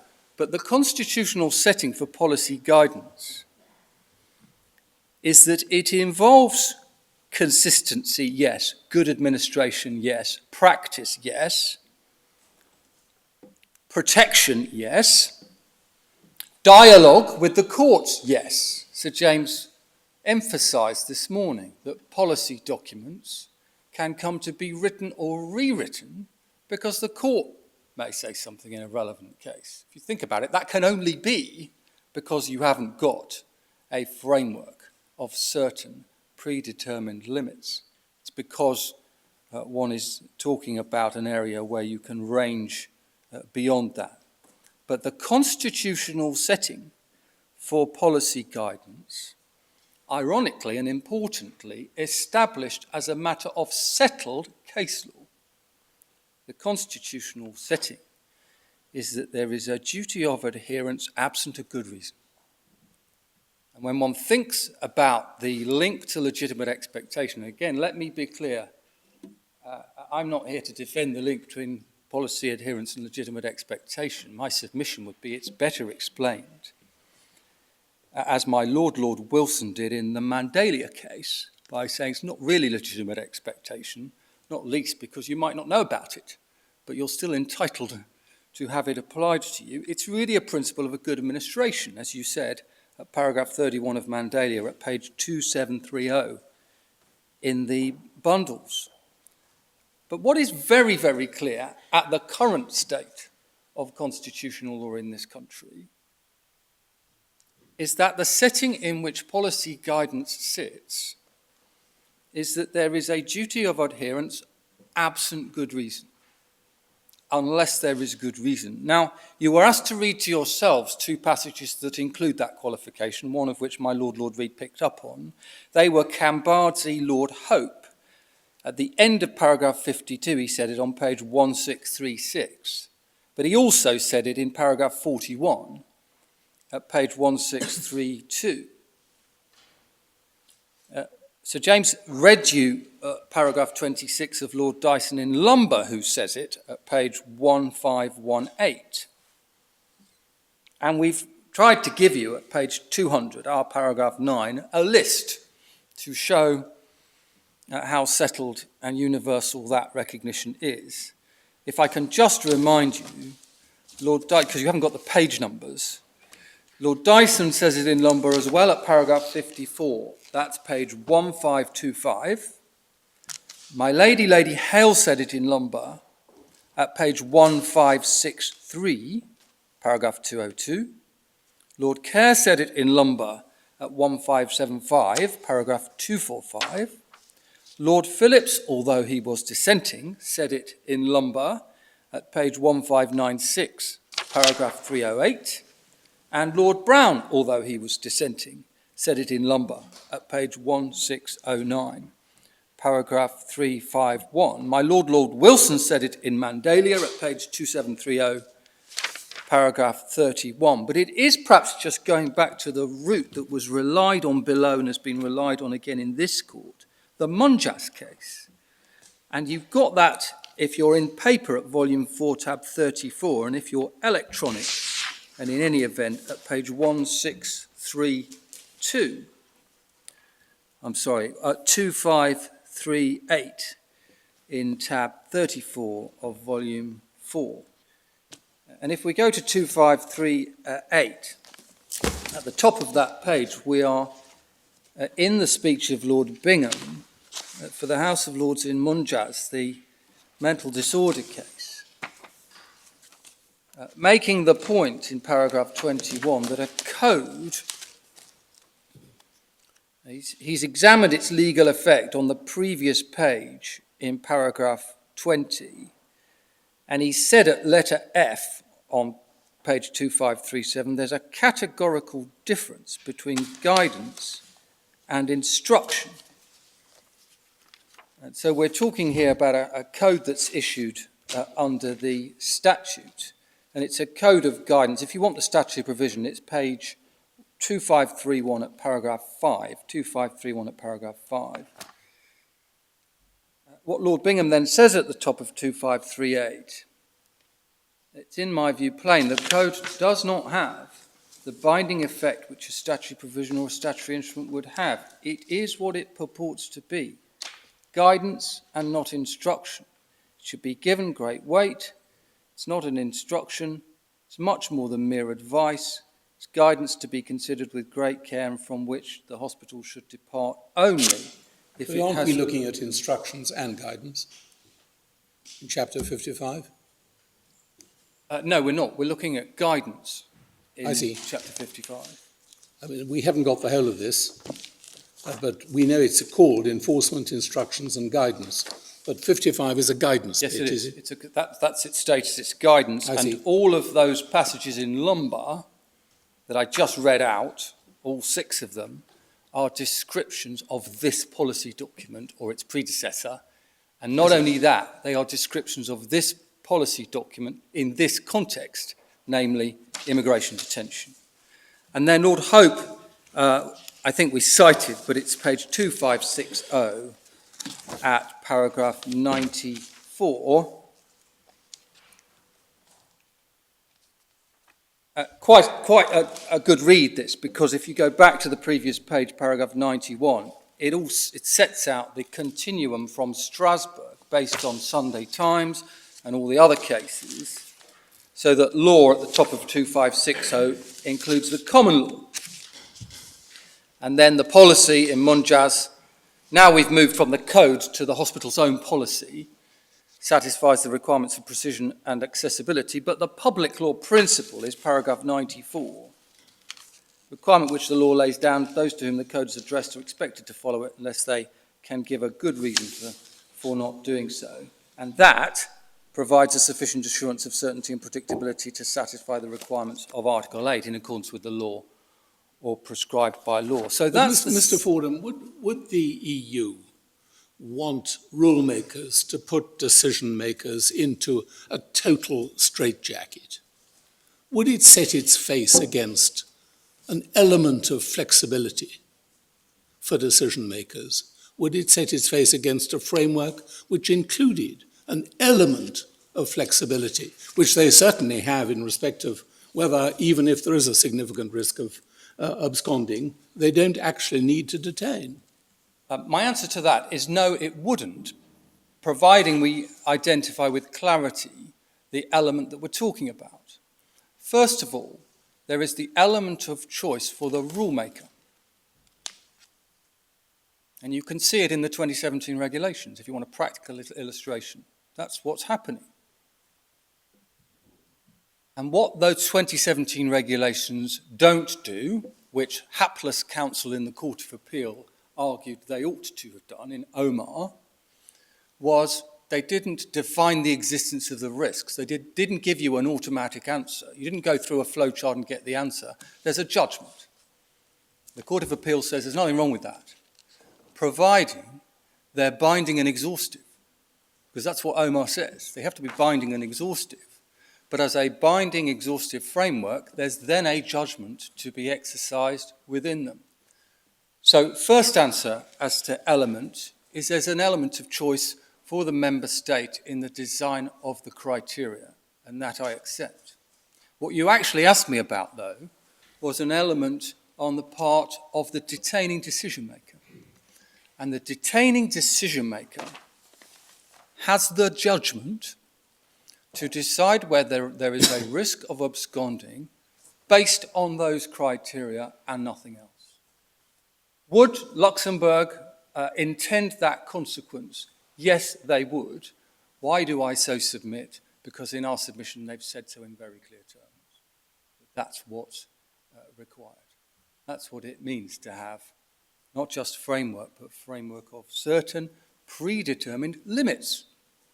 Limits on the judgment and on the discretion, so that you know by wording that is promulgated in advance and in an instrument that is not informative but is binding, you know where you stand. They can't step outside it. They can't do what they do under the immigration rules when they're giving a benefit and say, you don't meet the eligibility criteria, but I'm going to give you leave to enter outside the rules in any event. And there's good and strong principled reasons, if you're looking at higher level of human rights protection in the context of liberty, as to why that should be so. Because you're not giving a benefit outside the rules. You're taking away somebody's liberty based on some consideration that is not to be found in that framework of criteria that you are required to identify. So our submission is, yes, it's a perfectly proper, indeed laudable policy position for the law in principle to have adopted. But No, it does, of course, give a discretion. If the criteria are met, you may nevertheless... That's actually... that's the discretion, isn't it? That's actually the equivalent of my example on leave to enter. Because when you're looking at not taking away liberty, but actually deciding not to detain the individual, there is then the element that my Lord puts to me on the part of the decision maker. And what you can say as the detaining decision maker is, I'm not, as an exercise of my discretion, going to detain you, notwithstanding that based on my evaluation of these criteria, there is a significant risk of absconding. That could be because you're a child, it could be because you're at your mother's at death's door, it could be for a number of considerations. So not to be able to cross the line into taking into account extraneous, non-listed further considerations as a basis for detaining someone, we say is not only entirely proper, but it's exactly what it says on the page of the regulation and of the judgment of the court. I then, rounding the issue off, need to deal with the two alternatives of the way it's now put. Lord Justice Sale's solution was to say, no, you can't reach outside the criteria. That is what the regulation and al-Chador require. But the solution to that is to delete from the applicable common law principle the depart from good reason proviso. That's what he found. And our position is that, with the greatest of respect to him, can't be right. Although there's a strong duty of EU adherence, indeed we rely on it, you can only detain based on a significant risk of absconding. It's in the regulation. You have to adhere to the EU regulation. That EU adherence duty cannot, we submit, reconstitute an instrument as to its content. So you rewrite it, you take out all the features I've drawn attention to and the majority drew attention to, and you reconstitute it as to its nature by rewriting the applicable public law principle. And you do it in a case where the whole point of the law with which we are concerned is to have an obligation in the wording of an instrument in advance, prior to the detention. Paragraph 44, page 1687 of Chador. The whole point is that these safeguards needed to be achieved instrumentally and prospectively, and they can't be achieved retrospectively and transformatively, still less by putting to one side a feature of settled case law. And that's the irony, because settled case law is said to be part of the consistency that can support Strasbourg prescription. And here we'd be putting aside settled case law because it's a feature of settled case law that you can depart for good reason. The alternative to Lord Justice Sale's was rejected by a unanimous Court of Appeal in this case, because they all thought about it. They all thought about whether the policy adherence allowing departure for good reason could satisfy these standards, and they were unanimous, and they were right to be unanimous in rejecting it. Lord Justice Sales himself explains it at paragraph 117, pages 283 to 284. 283, towards the end of paragraph 117 on that page, he's saying, well, you couldn't depart, because it couldn't be a good reason. Any attempt to depart, 3 lines from the bottom, 283, from the policy statement could not be for a good reason, since it would be incompatible with the requirements of European Union law to introduce further unstated criteria in relation to the risk of absconding. Accordingly, the list of criteria in the policy statement would be a closed one, as required by Article 2N, as interpreted in al-Chador. And then the majority also think about the point at paragraph 175. There they are discussing Omar in the High Court, and the argument that had been had in that case, page 297, 175, as to whether the 2017 regulations were mandatory and exhaustive. And the judge had said, well, of course they have to be mandatory and exhaustive because they have to be a framework of certain predetermined markers. And the Secretary of State was saying, well, don't necessarily hold me to that. But what the majority said, top of the next page, 176, was that that was correct.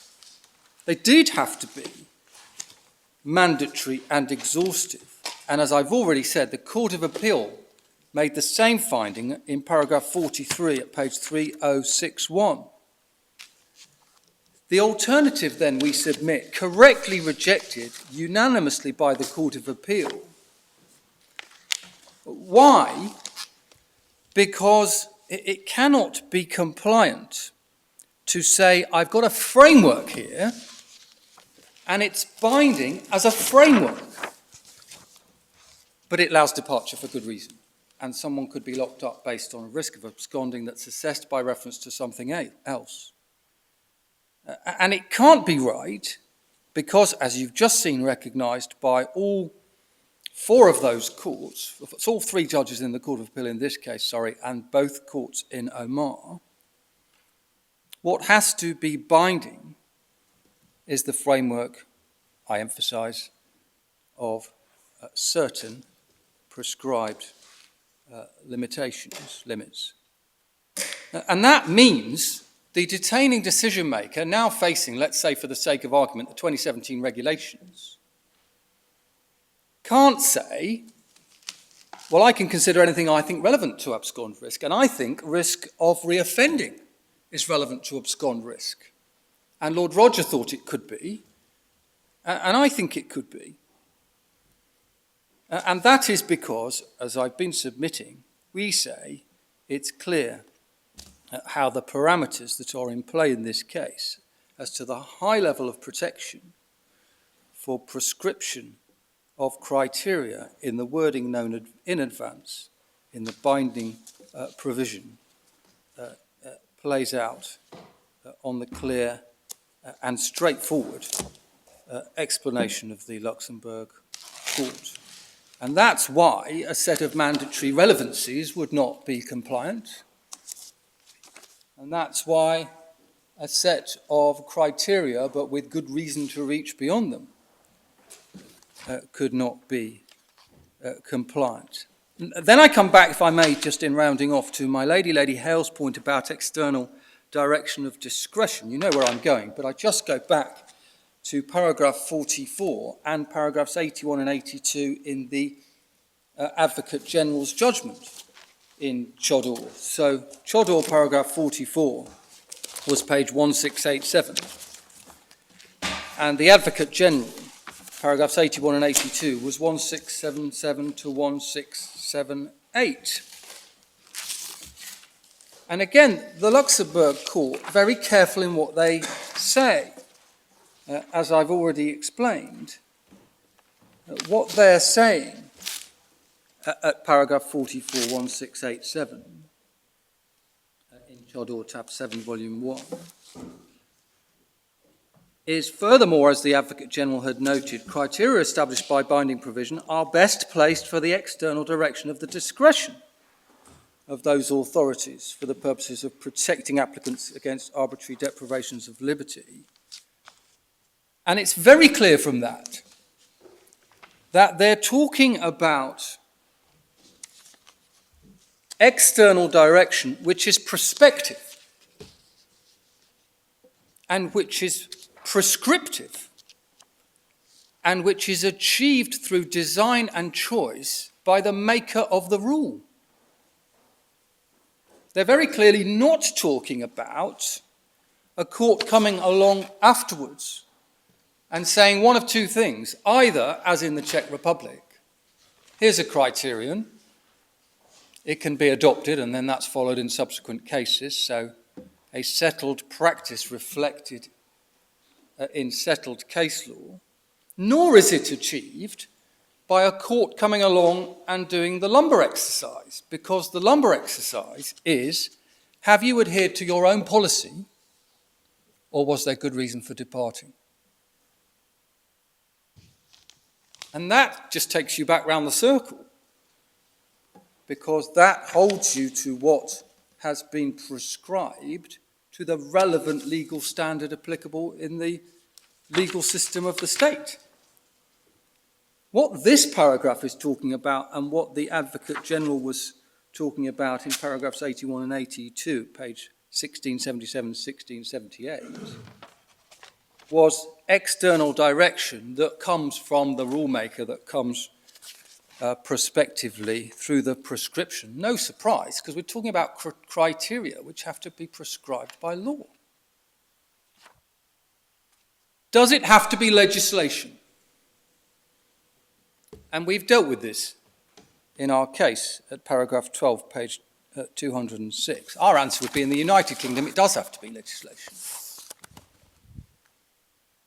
absent a structural and overarching change, and in this case a retrospective one. But even looking forward, let's assume the Secretary of State had scrapped the 2017 regulations in a moment of boldness in the run-up to this appeal and was bringing before you this policy to govern for tomorrow without any changes. Can't suffice for all the reasons that we've identified. What's needed is for the law to be all the things I've said, and I won't repeat them all. There's quite a nice reference point in the 1972 European Communities Act, if you're interested, at page 1946. It's section 2.2. It's the provision that was actually used by the Secretary of State to make the 2017 regulations. And section 2 of the European Communities Act, page 1946, talks about the instruments that the designated minister can make in order to comply with an obligation of EU law.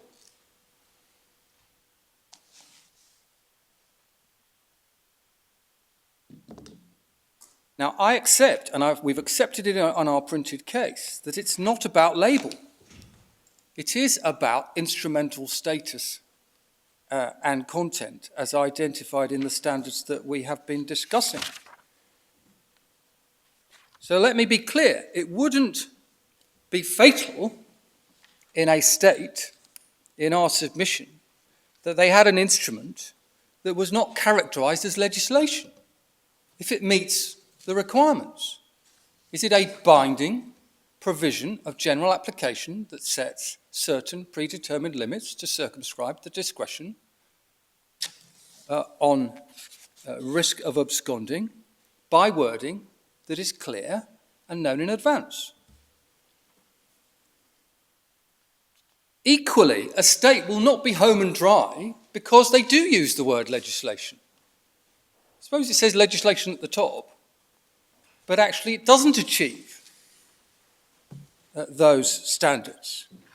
So we haven't taken our stand, and we don't take our stand on label. What we do is we invite you to do what the majority below, we say, correctly did, and to apply the elements that we can find in the instrument itself as definitively explained in Al-Chodor. I see the time, and I've very nearly finished on this issue, but if it's unless my clock is wrong. 2 minutes? Oh, good. So that's our answer to form and substance. Let me then just trail, and I may just need to come back to them very briefly, the point about contemporaneous documents, because this has been touched on, and I'll just make clear what the factual position is. There is a form, IS 91R, and it says you have to tick all the things that apply. And the very first box to tick is absconding. And I don't accept that the fact that you've looked at alternatives mean that you necessarily are identifying a risk of absconding. There's a specific box in relation to abscond risk. Now, there are 10 of those forms in the appendices in these cases, because 10 of them were issued to our clients. Not a single one of them ticked that box at any stage, the beginning of the detention or later in the detention. Not only that, if you look at the 2 detention reviews, the monthly progress reports that were issued in the case of the anonymised 5th respondent, there's no statement in there about risk of absconding either. There are some references to absconding, sometimes risk of absconding. There are some references to significant risk of absconding in some of the documents, some of the time. And the reference point I'll give you, if I may, is paragraph 179 in the majority's judgment, Sir Terence Etherton and Lord Justice Peter Jackson, page 298. And they deal with this because at that stage a submission was being made, it hasn't been repeated, by Mr. Swift, it's paragraph 177. It was being submitted, well, it's okay, because you can take it that the decision makers will have read Article 28.2 and 2N and Al-Chodor. as the court says at the end of 177 in the judgment of the majority, it's impossible to see how that assumption could lead you to clear, predictable or accessible instrument meeting those qualities. But anyway, they then go on to say what's so troubling about it, and paragraph 179 makes the point I have just made. Between letters D and E squarely in the middle, that box was not ticked in the case of any of the appellants.